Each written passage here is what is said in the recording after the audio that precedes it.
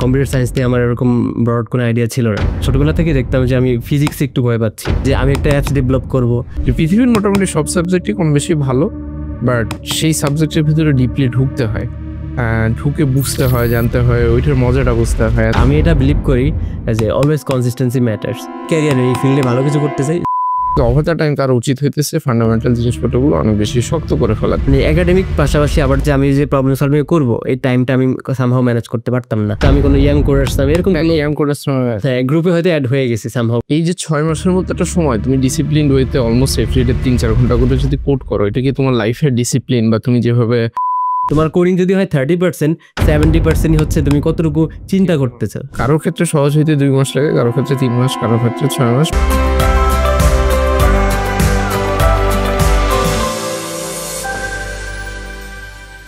তো আজকে মোটামুটি চারপাশের পরিবেশ বেশ ভালোই, বৃষ্টি হচ্ছে এবং এই বৃষ্টি স্নাত বিকালে ইউজুয়ালি যেটা হয়, হেলাল হাফিজ নামে সম্ভবত একজন কবি আছে, তো হেলাল হাফিজের কবিতা পড়তে পারলে হয়তো ভালো হইতো। বাট আজকে আমাদের গেস্ট হচ্ছে আমাদের হেলাল ভাই। তো হেলাল ভাই বেসিক্যালি ফাইথনের ব্যাচ 5-এর স্টুডেন্ট এবং সে এখন AIUB মানে American international university of Bangladesh, এটাতে সে কম্পিউটার সায়েন্সে 8 সেমিস্টারে পড়াশোনা করে।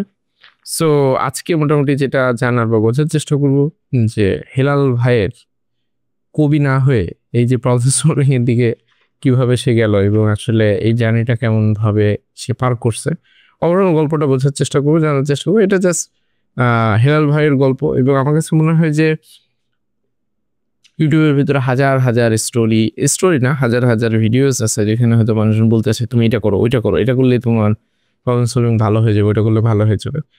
ওগুলা মেজরিটি ক্ষেত্রে অনেক সময় ফ্যাক্ট বা মানুষের এক্সপিরিয়েন্স শেয়ার করে, বাট একটা মানুষের একদম রিয়েল লাইফের স্টোরি যদি জানা যায়, তখন দেখা যায় যে ওখান থেকে নিজের সাথে অনেক কিছু কানেক্ট করা যায়। নিজের সাথে কানেক্ট করতে পারলে ওখান থেকে যে একটা মানুষ কিভাবে ওভারকাম করে কার সিচুয়েশনটা চেঞ্জ করতে পারছে সেটা অনেকখানি বোঝা যায়। সেই জিনিসটা আজকে আমরা হেলাল ভাইয়ের কাছ থেকে বোঝা বা জানার চেষ্টা করবো। সবার শুরুতে হেলাল ভাই, মূল কাহিনী হইতেছে তুমি কম্পিউটার সায়েন্সের মধ্যে কেমনে ঢুকলা? সো যদি প্রথম থেকে আমি বলি যে আসলে বেসিক্যালি ইউনিভার্সিটি অ্যাডমিশন হওয়ার আগ পর্যন্ত কম্পিউটার সায়েন্স নিয়ে আমার এরকম ব্রড কোনো আইডিয়া ছিল না। সো ফার্স্ট থেকেই আমার টার্গেট ছিল হয়তো মেডিকেল অ্যাডমিশন টেস্টে মেডিকেল। আমি যখন কি কলেজ ঢাকাতে ছিল না ঢাকার বাইরে? ঢাকার বাইরে ছিল। আচ্ছা, বলে। সো তারপর যখন আমি অ্যাডমিশনে ভালো কিছু করতে পারি নাই, দেন এবং আমি একটা ইয়ার লস দিই। সো তারপর হচ্ছে আমি খুব কনফিউশন যে আমি কি করব। সো আমি ডিসিশন নিলাম যে আমি হচ্ছে একটা ইয়ার গ্যাপ দিব, আমি আবার সেকেন্ড ট্রাই করব। বাট যখন ঢাকা শহর ছেড়ে আমি যখন আমার গ্রামের বাসায় গেলাম, সো তখন আমার বাবা, আমার মা, মানে কেউ রাজি না যে কেন একটা বছর লস দিব। সো তারা কেউ রাজি না। সো তখন তারা বললো যে প্রাইভেট ইউনিভার্সিটি ভর্তি দিতে। বাট আমি আসলে কখনোই চিন্তা করিনি যে আমি প্রাইভেট ইউনিভার্সিটি ভর্তি হব। সো তারা আমাকে সাপোর্ট দিছে যে তোমার যেটা ইচ্ছা সেখানে তুমি ভর্তি হও। সো এইভাবেই হচ্ছে 1 মাস পরে দেখলাম যে এগুলো সার্কুলার। সো আমার একটা ফ্রেন্ড আমাকে নক দিছে যে ও অ্যাপ্লাই করছে, সো আমি কি রাজি কিনা ভর্তি হইতে, যেহেতু টার্গেট নিয়েছে যে প্রাইভেটে হব। সো তখন হচ্ছে আমি আইবিতে অ্যাপ্লাই করি, তারপর বাই চান্স হয়ে যায়। তারপর হচ্ছে আমার সিএসসি জার্নি এখান থেকেই শুরু। কিন্তু সাবজেক্ট চয়েসটা কেমনে দিলা যে কম্পিউটার সায়েন্সে পড়তে হবে? এবিতে বেসিক্যালি হচ্ছে যদি আমি সাবজেক্টের স্ট্রেন্থগুলো দেখি যে তাদের সিএসসি কারিকুলামটা one of the best curriculum I think, যার কারণে হচ্ছে আমি সেখান থেকে সিএসসি টার্গেট নিই। বাট আমার কোনো আইডিয়া ছিল না। আচ্ছা, কিন্তু কারিকুলাম তো ধরো অন্য সাবজেক্টেরও বেস্ট হইতে পারে, মানে সিএসসিটাই কেন? মানে যতই আমরা ডে বাই ডে আপডেট হচ্ছি, আমরা দেখতেছি যে টেকনোলজিক্যাল পড়াশোনা ছাড়া কোনো ভ্যালু নেই। সো আমি হয়তো বিবিএতে ভর্তি হতে পারতাম, আমি ইংলিশে ভর্তি হতে পারতাম, কিংবা ইকোনমিক্স লাইক ট্রিপলি। বাট কেন আমি সিএসসিটা চুজ করলাম, এর কারণ হচ্ছে যে আমি আসলে ছোটোবেলা থেকে দেখতাম যে আমি ফিজিক্সে একটু ভয় পাচ্ছি, একটা উইকনেস ছিল। সো যার কারণে দেখলাম যে ট্রিপলি সার্কিট এই টাইপের পড়াশোনাগুলো একটু বেশি। সো যার কারণে আমি সিএসসিটাকে চুজ করি। এবং দেখলাম যে এটা একটা ইন্টারেস্টিং ফ্যাক্টর আছে যে আমি যেহেতু টেকনোলজিক্যাল টুলস নিয়ে কাজ করবো, ইউজুয়ালি আমরা সাধারণত কী করি যে টেকনোলজি টুলস ইউজ করতে পছন্দ করি, এটা গেমস খেলতে পছন্দ করি। সো সেই জায়গা থেকে যে আমি একটা অ্যাপস ডেভেলপ করবো, সেই টার্গেট নিয়ে একটা কিউরিওসিটি থেকেই জাস্ট ভর্তি হয়ে যাই। এখানে আমি একটু অডিয়েন্সের উদ্দেশ্যে বলে রাখি, সেটা হচ্ছে আমার কাছে, আমি পার্সোনালি যেটা ওভার দ্য ইয়ার আমি নিজে থেকে রিয়েলাইজেশন হয়েছে যে পৃথিবীর মোটামুটি সব সাবজেক্টই কম বেশি ভালো, বাট সেই সাবজেক্টের ভিতরে ডিপলি ঢুকতে হয়, ঢুকে বুঝতে হয়, জানতে হয়, ওইটার মজাটা বুঝতে হয়। অ্যান্ড দেন সেখানে যদি আমি বেস্ট অফ দ্য বেস্ট হইতে পারি, তখন যে কোনো সাবজেক্ট থেকে আমি আমার লাইফ বা ক্যারিয়ারে সামনে অনেক দূর যাওয়া পসিবল। আর কম্পিউটার সায়েন্স চুজ করার ক্ষেত্রে বা সাবজেক্ট চুজ করার ক্ষেত্রে কারিকুলাম একটা বিষয় অবশ্যই হইতে পারে, হয়তো বা অন্যান্য ডিপার্টমেন্টের জন্য সেটা রিলেভেন্ট হইতে পারে। বাট কম্পিউটার সায়েন্সের ক্ষেত্রে আমার যেটা মনে হয়, যে কোনো ইউনিভার্সিটিতে ঢোকার আগে ফার্স্ট বোঝা দরকার এই ইউনিভার্সিটির অ্যালুমনি কোন কোন জায়গাটাতে আছে। কারণ দিন শেষে আমি কিন্তু আইদার হয়তো বা কোনো একটা চাকরি বাকরি করবো, অথবা আমি টিচার হব, অথবা আমি রিসার্চার হিসেবে হায়ার স্টাডি করতে দেশের বাইরে পড়াশোনা করতে যাব। তো এই তিনটা ক্যাটাগরিতে আমাকে বুঝতে হবে যে আমি আসলে হাই লেভেলে কোন জায়গাটাতে যাইতে চাই। তো এটা মোটামুটি কিন্তু গেস করা যায় যে আমি কোন জায়গাটাতে যাইতে চাই, বা 3 ধরনের মানুষের সাথে কথা বলার চেষ্টা করে দেখা উচিত। এইটার সবচেয়ে সহজ উপায় হতেছে লিঙ্কডইনে একটা প্রোফাইল খুলে ওই ইউনিভার্সিটির নাম দিয়ে সার্চ করে যারা সফটওয়্যার ইন্ডাস্ট্রিতে কাজ করে কে কোন জায়গায় আছে মোটামুটি 10-15টা প্রোফাইলের একটা প্রোফাইলিং করলে মোটামুটি বোঝা যায়। তাদের ভিতর থেকে কিছু মানুষের সাথে একটু কথাবার্তা বলা। কারণ কারিকুলাম যেটাই হোক, কারিকুলাম মোটামুটি সবগুলো 19-20, কিছু জায়গাতে হয়তো বা চেঞ্জ আছে ডিফারেন্ট ইউনিভার্সিটিতে। কারিকুলাম আমাদেরকে ফাউন্ডেশনাল একটা জায়গাতে ঠিকঠাক করে দেয়, বাট দিন শেষে আমাকে কিন্তু বাইরে এসে আমার নিজের মতো করে জিনিসপত্র শিখে বুঝে আমাকে কর্মক্ষেত্রের জন্য তৈরি হইতে হয়। অ্যাট দ্য সেম টাইম যে কোনো একটা জায়গাতে চাকরি বাকরির ক্ষেত্রে এটা যে কারণে প্রয়োজন, কারণ ইন্ডাস্ট্রিতে ডিফারেন্ট ইউনিভার্সিটির ব্যাপারে ডিফারেন্ট পারসেপশন আছে। ওই পারসেপশনগুলো আবার খুবই ক্রিটিক্যাল, কারণ মানুষ হিসেবে আমরা সিরিয়াস রকম বায়াস। দেখা যায় যে এক ইউনিভার্সিটির ব্যাপারে এক রকমের মানুষের পারসেপশন আছে। সো আমি যদি ওইরকম একটা ইউনিভার্সিটিতে পড়তে পারি যেখানে প্রিভিয়াস ট্র্যাক রেকর্ড অনেক ভালো অ্যালুমনিরা ডিফারেন্ট কোম্পানিতে কাজ করতেছে, এবং মানুষ যেহেতু ন্যাচারালি বায়াস, সো তুমি দেখা গেলো কোনো একটা কোম্পানিতে অ্যাপ্লাই করলা, সেই কোম্পানিতে এআইবির কোনো একজন পার্সন আছে, ন্যাচারালি তোমার প্রোফাইলটা সে কিন্তু একবারের জন্য হইলেও দেখবে, আচ্ছা দেখি তো কি অবস্থা, ও কি পড়ছে, কি খবর, আচ্ছা রিজনেবল মনে হইলে হয়তো বা ডাকতেও পারে। সো যাই হোক, এই দুটো পয়েন্ট আমি একটু ক্লিয়ার করে দেওয়ার চেষ্টা করলাম। সো তুমি কম্পিউটার সায়েন্সে ঢুকলা, কম্পিউটার সায়েন্সে ঢোকার আগে কি জানতা যে এটার মধ্যে প্রোগ্রামিং, প্রবলেম সলভিং বা এই টাইপের কিছু আছে? কাইন্ড অফ কিছুটা, ওরকম ব্রডলি জানতাম না যে আমাকে ডিফারেন্ট ল্যাঙ্গুয়েজে সুইচ করতে হবে, বিভিন্ন সময় বিভিন্ন টুল ইউজ করতে হবে। সো এই বড় আইডিয়াটা ছিল না। আর কম্পিউটার সায়েন্সে ঢোকার পরে প্রোগ্রামিং এর জিনিসটা কবে থেকে মোটামুটি তুমি ধরো করা শুরু করলা, বা ওইটার শুরুতে তোমার এইটা কেমন ছিল, ফিলটা কেমন ছিল, যে এটা কি অনেক প্যারাদায়ক জিনিস, এটা কি খুব কঠিন, নাকি এটা খুবই জটিল একটা বিষয়? ওই গল্পটা যদি শেয়ার করো। সো যখন হচ্ছে আমি ইউনিভার্সিটি সিলেক্ট করে ফেললাম, সো তারপর হচ্ছে আমি একটু ইউটিউব বা বিভিন্ন জায়গা থেকে রিসার্চ করা শুরু করলাম যে then what I have to do. So then আমি সাধারণত দেখলাম যে সিএসসিতে কী করা হয়, এবং আমি এআইবির বিভিন্ন গ্রুপগুলোতে অ্যাড হয়ে যাই, ইউনিভার্সিটির যে ইন্টারনাল যে গ্রুপগুলো আছে। সো সেখানে সবাই দেখলাম যে ফার্স্ট সেমিস্টারের স্টুডেন্টদের জন্য বলে যে আমাদের এই ল্যাঙ্গুয়েজটা থেকে শুরু হয়, তুমি এখান থেকে শুরু করতে পারো। সো দেন দেখলাম যে এআইবিতে আমাদের কারিকুলামটা শান্ত C++ দিয়ে শুরু করে। সো তাই হচ্ছে আমি ইউটিউবে C++ শেখা শুরু করি, বাট আমার ক্লাস শুরুর একটু আগে থেকেই। সো বাট আমার অ্যাডমিশন কনফার্ম তারপর থেকে। সো ইউটিউবে আমি দেখলাম যে আনিসুল ইসলাম স্যারের কিছু আমি ভিডিও দেখলাম, হয়তো 10-15 দিন দেখছি, তারপর থেকে আমার ক্লাসটা স্টার্ট হচ্ছে। জাস্ট এইটাই আমার হচ্ছে প্রোগ্রামিংয়ের ফার্স্ট যে ধারণাটা। কিন্তু ক্লাস যখন স্টার্ট হলো তখন তোমার প্রোগ্রামিং নিয়ে অনুভূতিটা কি? এটা কি কঠিন, জটিল, না ওইটা সম্পর্কে যদি বলতে হয়? প্রথমে যেহেতু আমি হচ্ছে একটু কিছুদিন, ওটা 10-15 দিনের মতো আমি অলরেডি কিছু দেখছি কিছু বিষয়। সো দু একটা ক্লাস ভালো লাগলো। তারপর যখন হচ্ছে একটু ডিপে গেলাম, লুপে চলে আসলাম কিংবা অ্যারেতে চলে আসলাম, so then I face some difficulties. তুই ডিফিকাল্টি যখন ফেস করলা তখন আসলে তোমার অনুভূতি কি ছিল, যে তুমি এটা কন্টিনিউ করবা নাকি কোনো রকম জোড়াতালি দিয়ে পাশ করে বের হয়ে যাওয়া, এরকম চিন্তা ভাবনা? সো আমি আসলে এরকম টাইপের যে কোনো একটা কিছু দৌড়লে ওটা একটু লাস্ট পর্যন্ত ট্রাই করার চেষ্টা করি। কারণ হচ্ছে যে আমি এটা বিলিভ করি যে অলওয়েজ কনসিস্টেন্সি ম্যাটার্স। সো যার কারণে হচ্ছে যেহেতু আমি চয়েস করি বলছি আমি সিএসতে পড়বো, সো একটু হার্ড লাগলেও আমি হচ্ছে এটাকে কন্টিনিউ করেই গেছি। সো যখন হচ্ছে C++টা পড়তেছিলাম, সো আমি অনেক ডিফিকাল্টিস ফেস করছি, মনে হচ্ছে যে আমি ছেড়ে দিব, বাট আসলে আমি তা করি নাই। এবং আমি হচ্ছে নট অনলি ক্লাস, আমি হচ্ছে এর বাহিরেও ইউটিউব থেকে বিভিন্ন টিউটোরিয়াল দেখে একটু শেখার ট্রাই করছি, এবং আমার কাছে জার্নিটা বেশ ভালোই লাগতেছিল। কারণ হচ্ছে বেশ কিছু জিনিস আমি দেখতে পারতেছি, যে নতুন কিছু শিখতে পারতেছি এবং নতুন কিছু ইমপ্লিমেন্ট করার ট্রাই করতেছি।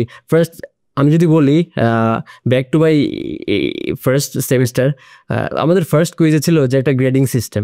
লাইক এত থেকে এত যদি নাম্বারটা আসে সেটা কোনটা হয়, সো এরকম। So conditional. হ্যাঁ, তখন দেখলাম যে আমার কাছে ভালো লাগতেছে, ওই প্রোগ্রামটা করি, বাট সেখান থেকে আমার স্টার্ট। সো যেহেতু ভালো এই টাইপের কাজগুলো করতে ভালো লাগতেছে। ওই C++ এর ওই সাবজেক্টে গ্রেড কি পাইছিলা ফার্স্ট সেমিস্টারে? যেহেতু আমি হচ্ছে ইউনিভার্সিটি যেগুলো পড়ানো হয় সবকিছুই হার্ডলি ট্রাই করি, এবং আমি কিন্তু খুব ফোকাস ছিলাম, সো আমার গ্রেড বেশি ভালোই আসছিল, A+ এরকমই আসবে।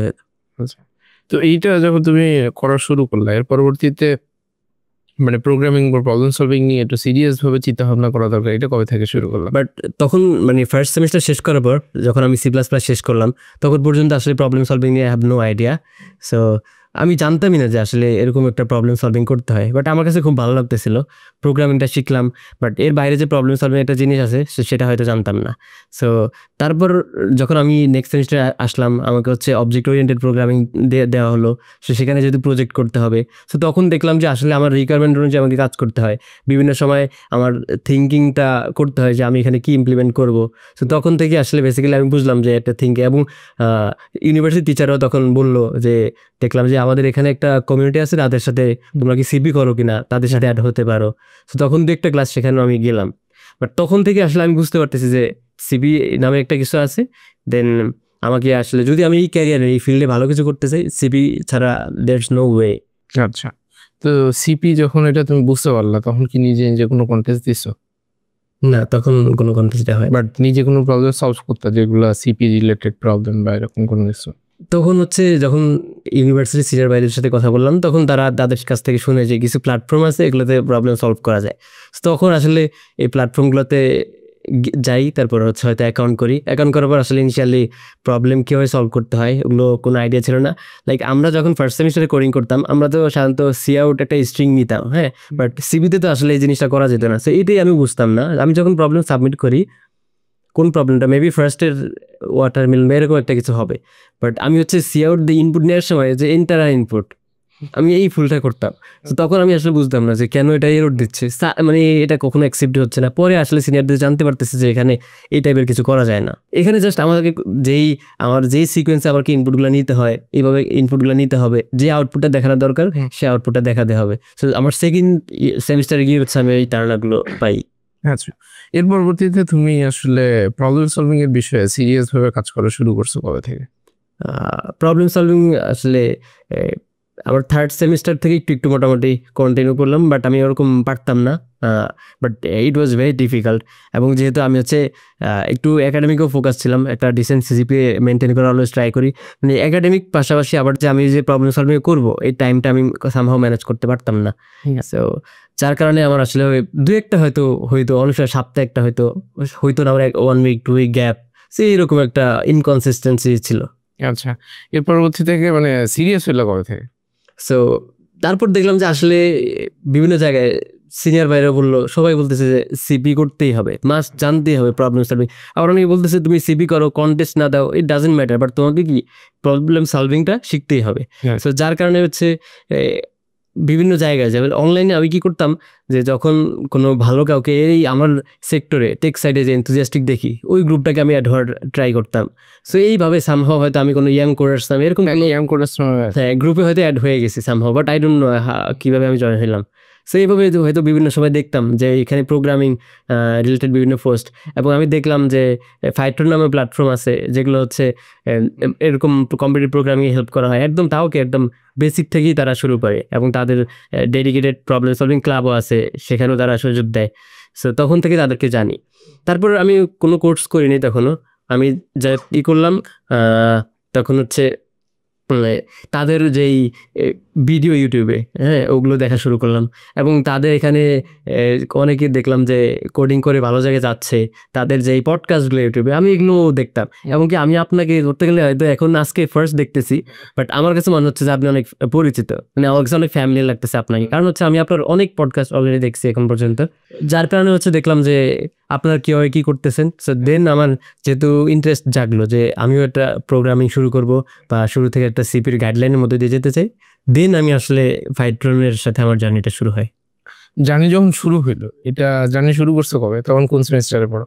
তখন হচ্ছে আমার 3 সেমিস্টার শেষ তারপর থেকে। বাট ইউনিভার্সিটির সাথে ফাইট্রন ম্যানেজ করলা কেমন, টাইম ম্যানেজ?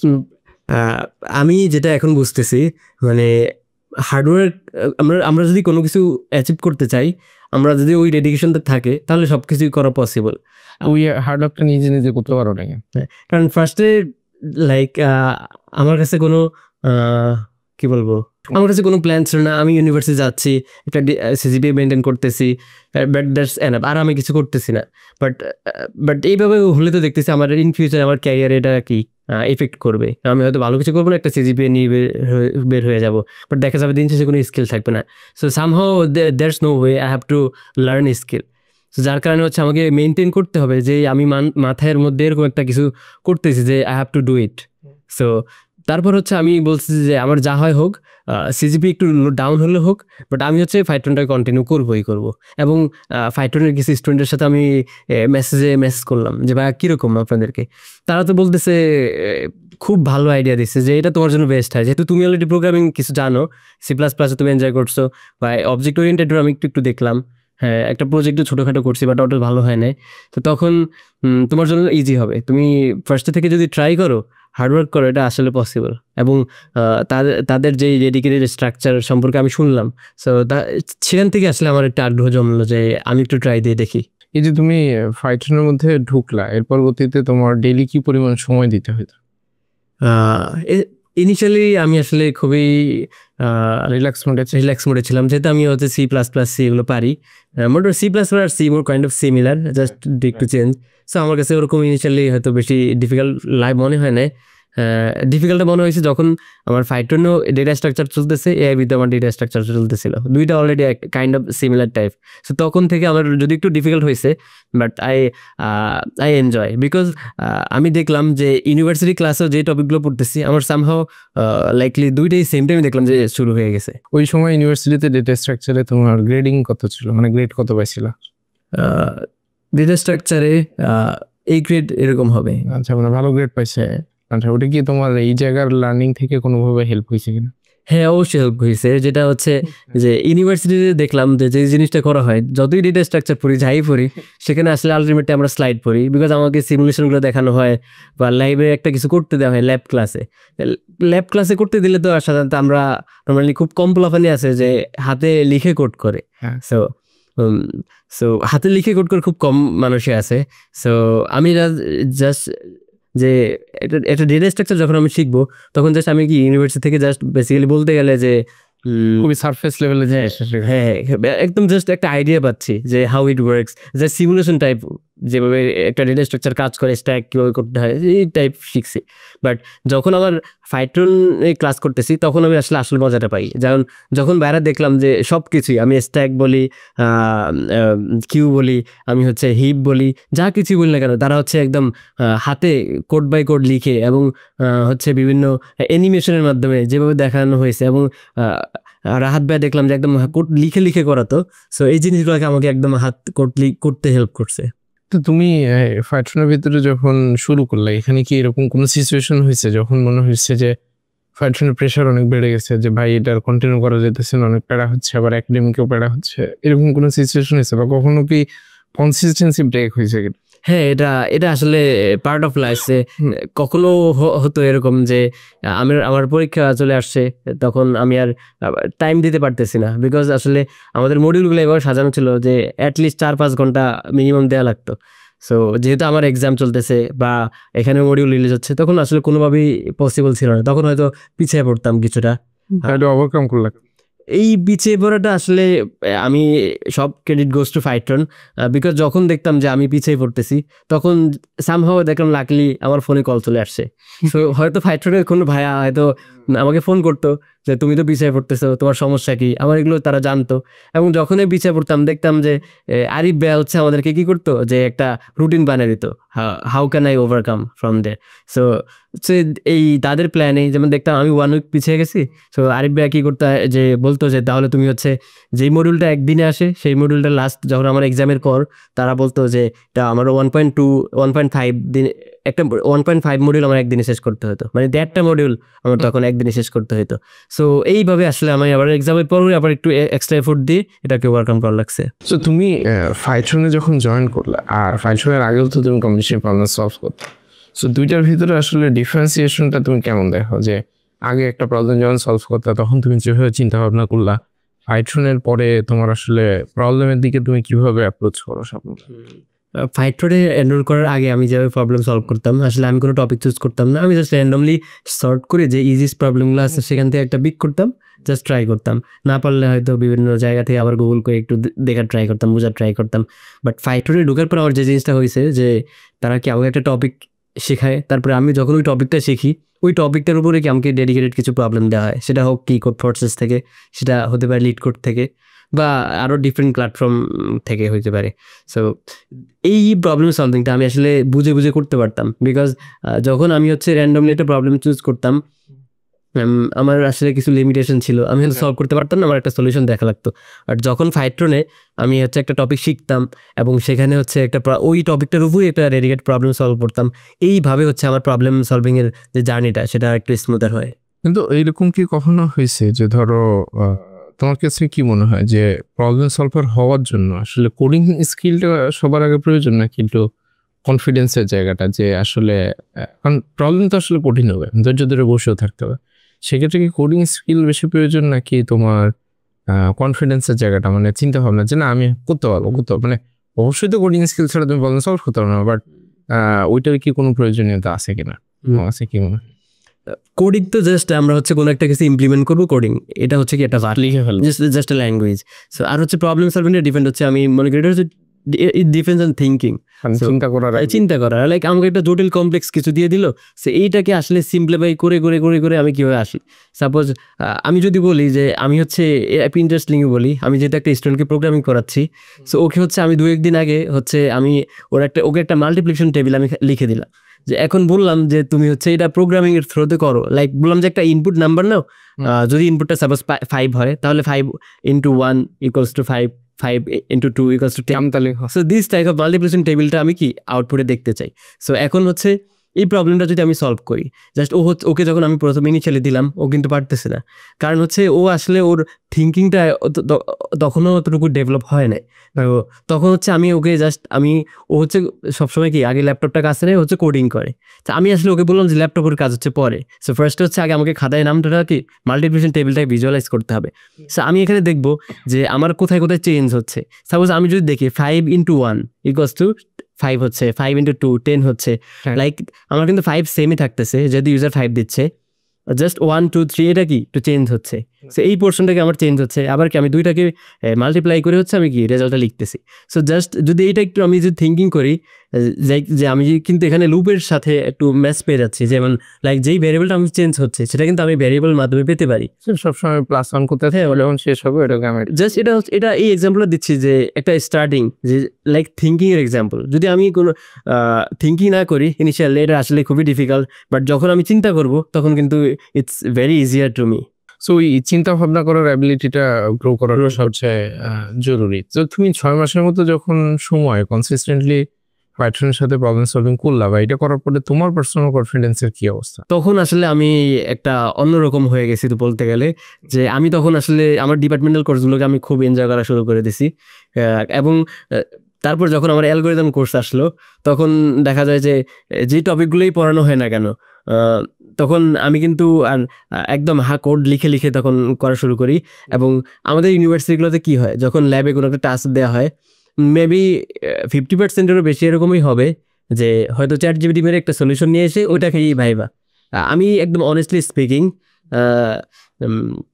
যখন একটা প্রবলেম দেওয়া হয়, মেজরিটি পোলাপানি এই সেম কাজটাই বারবার রিপিট করে, এবং তারা জাস্ট কি করে যে আমি কীভাবে ভাইভাটা ফেস করব। এবং একটা টিচার কাছে it would be very difficult, because 40টা স্টুডেন্ট, 40টা পিসি, এবং সবাইকে কি করতেছে পিসির মধ্যে, কে কপি করতেছে কিনা, কপি করে নিয়ে আসতেছে কিনা, এটা আসলে ইট উড বি ডিফিকাল্ট। ফাইথনে কি কপি পেস্ট করতে হবে? এটা তো আসলে ফাইথনে যদি কেউ কপি পেস্ট করে তাহলে তো হয়তো কোর্সটাই আমার জন্য শেষ হয়ে যাবে।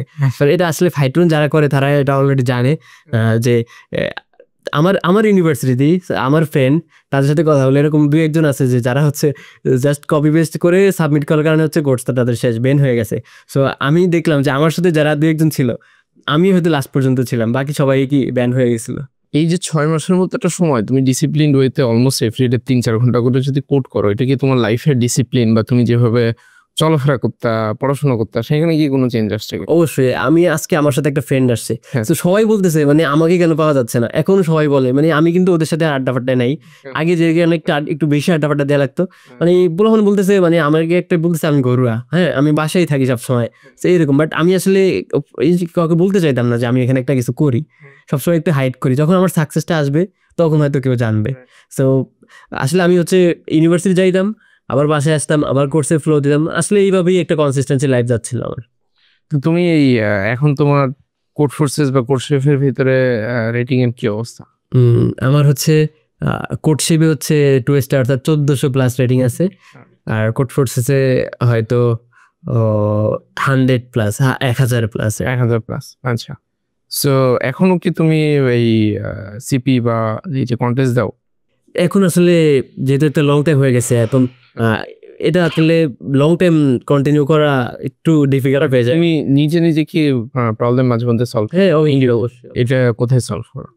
এটা এখনো আমি একটু সাধারণত চেষ্টা করি লিড কোডে সলভ করতে। আচ্ছা, কারণ লিড কোডের প্রবলেমগুলো একটু দেখা যায় যে টপিক স্পেসিফিক জিনিসপত্র ওই জায়গাটার ভিতরে ইউজুয়ালি থাকে আর কি। আচ্ছা, তো তুমি এই ওভারঅল তোমার পুরো জার্নিটা থেকে যদি তুমি জাতির উদ্দেশ্যে বলতে চাও যে তুমি একটা সময় ছিল একদম শুরুতে প্রোগ্রামিং এর সাথে তোমার কোনো পরিচয় ছিল না, দেন তুমি পরিচিত হইলা, দেন তোমার এটা ভালো লাগা শুরু করলো, এন্ড দেন তুমি প্রবলেম সলভিং এর দিকে প্রায় 6 থেকে 8 মাসের মতো সময় এটাতে কাজ করলা, একদম ডিপলি কাজ করলা, এবং সেখান থেকে তোমার নিজের ভিতরে একটা আলাদা, এবং আমি বুঝতে পারতেছি তুমি যখন প্রবলেম এক্সপ্লেন করলা এই যে মাল্টিপ্লিকেশন, এটা থেকে মোটামুটি বোঝা যায় যে তোমার আন্ডারস্ট্যান্ডিং লেভেলটার কি অবস্থা বা কি ঘটনা।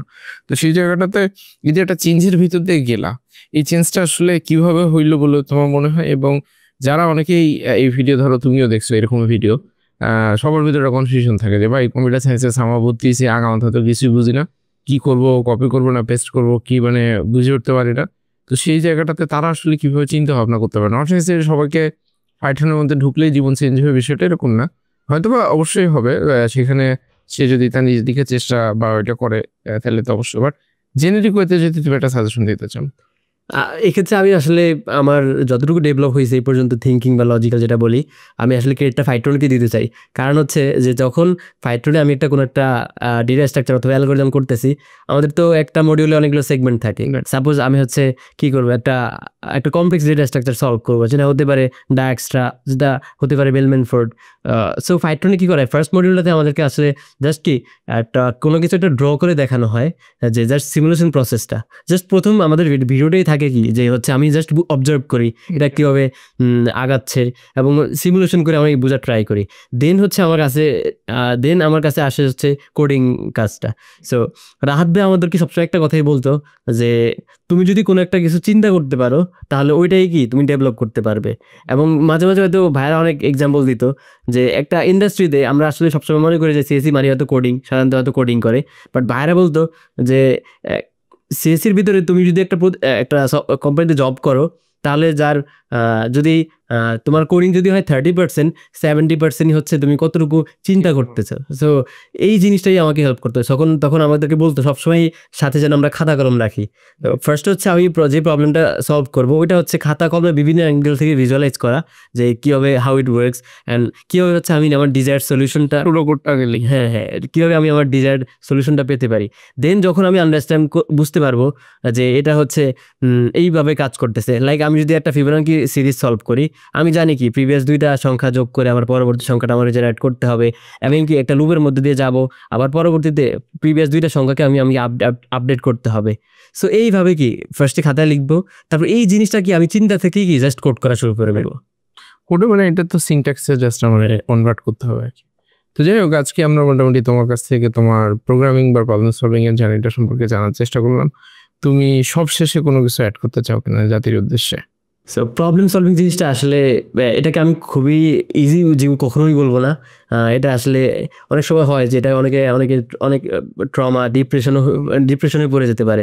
সো এটাকে এইভাবে না কখনোই উচিত না যে এটা খুবই হার্ড, বাট সবচেয়ে যে জিনিসটা ম্যাটার্স এখানে কনসিস্টেন্সি। সো আমি যেটা বলবো যে কোনো একটা পার্টিকুলার টপিক দিয়ে শুরু করা, তারপর হচ্ছে এটা শেখা, এইভাবেই আসলে আস্তে আস্তে ধাপে ধাপে আগানো। আমি আজকে মোটামুটি এই পুরো ডিসকাশনটা শেষ করবো, বাট এখানে বেশ কয়েকবার একটা জিনিস বারবার আসছে, সেটা হচ্ছে কনসিস্টেন্সির বিষয়টা। সো কনসিস্টেন্টলি যদি কোনো একটা কাজ করা যায়, তাহলে দেখা যায় যে যে কোনো নর্মাল বা সাধারণ মানুষও খুবই অসাধারণ কাজ করে ফেলতে পারে। হয়তো সময় একটু কম বেশি এরকম লাগবে। হেঁটে শেষে আজকে পুরোটা সময় আমি কিন্তু প্রায় সময় এই গ্লাস থেকে পানি খাইলাম, এবং তোমরা যদি খেয়াল করে দেখো যে সবসময় আমি গ্লাসের দিকে তাকাই পানি খাই না, আমি ওদিকে কথা বলতেছি, আমি তাকায় খাচ্ছি, কতটুক ধরবো বা কিভাবে ধরবো। বাট এই জিনিসটা তোমার কাছে মনে হতে পারে যে এই একটা গ্লাস তোলার বিষয় নিয়ে এত চিন্তা ভাবনা করার কি আছে, এটা তো আসলে খুবই সহজ কাজ, এটা তো মানে চোখ বন্ধ করে করা যায়। আমিও চোখ বন্ধ করে এক প্রকার করতেছি, কারণ অন্যদিকে তাকায়। বাট এটা তুমি যদি একটা ছোট বাচ্চাকে দাও, ও প্রথমত এটা ধরবে কেমনে সেটাই বুঝবে না। ও এদিক দিয়ে ধরবে নাকি একটুক ধরবে নাকি এখানে ধরবে, এটা বোঝার জন্য খুব কষ্ট হয়ে যায়। তখন কিন্তু ওর জন্য এটা সবচেয়ে কঠিন একটা কাজ। বাট ওভার দ্য টাইম সে যখন দেখতে থাকে, বুঝতে থাকে, সে দেখে যে সবাই এভাবে ধরে, আস্তে আস্তে সে প্র্যাকটিস করে। ছোট বাচ্চারা অনেক সময় কিন্তু সবগুলো আঙুল ঢুকায় এভাবে তোমার ধরে। বাট আমরা এখন বড় হয়ে যাওয়ার পর কি হয়ে যায়, একটা আঙুল দিয়ে আমার মনে হয় যে এটা আমি পিক করতে পারি বা এরকম, এবং এটার জন্য আমাকে চিন্তা করতে হয় না। তারপরে এই জিনিসটাও সহজ হয়েছে কখন, যখন আমি ওভার দ্য টাইম, এটা তো 1-2 বছরে হয় নাই, মানে গত 25-30 বছর ধরে আমার জন্মের পর থেকে মোটামুটি এটা করতে করতে করতে করতে এর পরবর্তীতে এখন আমার কাছে এটা খুবই সহজ একটা জিনিস। সো পৃথিবীর সবকিছুই শুরুতে খুবই কঠিন থাকে, বাট সেই জিনিসটাকে আমরা যদি সময় দিতে পারি, কনসিস্টেন্সি মেনটেন করতে পারি, সেটা ক্ষেত্র বিশেষে সহজ হয়ে যায়। তবে কারোর ক্ষেত্রে সহজ হইতে 2 মাস লাগে, কারোর ক্ষেত্রে 3 মাস, কারোর ক্ষেত্রে 6 মাস বা 8 মাস, এরকম ডিফারেন্ট টাইম অনেক সময় লেগে যায়। সো তোমাদের উদ্দেশ্যে জাস্ট সবশেষে এটাই বলতে চাই যে প্রোগ্রামিং এর জিনিসটা বা প্রবলেম সলভিং এর জিনিসটাকে আসলে অনেক কঠিনভাবে না দেখে এটাকে 2-3 মাসের মতো সময় দিয়ে দেখতে পারো, একটু সিস্টেমেটিক ওয়েতে দেখতে পারো। নিজে যখন করো অনেক সময় হয় কি, আজকে এটা কালকে ওইটা, মানে খাবলা দিয়ে বিভিন্ন জিনিসপত্র করা হয়, ওইটা আসলে খুব বেশি ইফেক্টিভ হয় না। এদার তুমি একটা প্রসেসের ভিতর দিয়ে সিস্টেমেটিক ওয়েতে বেশ কিছু টপিক একদম পার্ট বাই পার্ট, একদম স্টেপ বাই স্টেপ যদি শিখতে থাকো, তখন দেখা যাবে এটাও তোমার কাছে মজা লাগতেছে। আর কম্পিউটার সায়েন্সের তোমার ইন্টারেস্ট আছে, এই টাইপের মানুষজন যারা আছো, তারা অবশ্যই আমার কাছে মনে হয় যে ডেটা স্ট্রাকচার বা অ্যালগরিদম বা এই টাইপের ফান্ডামেন্টাল যেগুলো আছে, এগুলো সম্পর্কে ধারণা রাখলে অনেক দূর পর্যন্ত যাওয়া সম্ভব। এবং অবশ্যই দেখা যায় যে ওয়েব ডেভেলপমেন্ট বা অ্যাপ ডেভেলপমেন্ট এই সব কিছু আমরা করবো, বা অনেকে হয়তো বা শুরুতে ওয়েব ডেভেলপমেন্ট বা অ্যাপ ডেভেলপমেন্ট দিয়ে স্টার্ট করতে পারে, দ্যাট ইজ অ্যাবসলিউটলি ফাইন। কিন্তু ওভার দ্য টাইম তার উচিত হইতেছে ফান্ডামেন্টাল জিনিসপত্রগুলো অনেক বেশি শক্ত করে ফেলা। তাতে করে যেটা হবে, 2 দিক একসাথে মিলিত হয়ে অনেক ভালো সামনে আগে যাওয়া সম্ভব। তোমাদের সবার জন্য অনেক অনেক শুভকামনা থাকলো, এবং হেলাল ভাইকে অনেক ধন্যবাদ আজকে বৃষ্টি স্নাত দিনে এখানে আসার জন্য। ইনশাল্লাহ তোমার সাথে ফিউচারে আবার কখনো কথা হবে। বিদায়, আল্লাহ হাফেজ।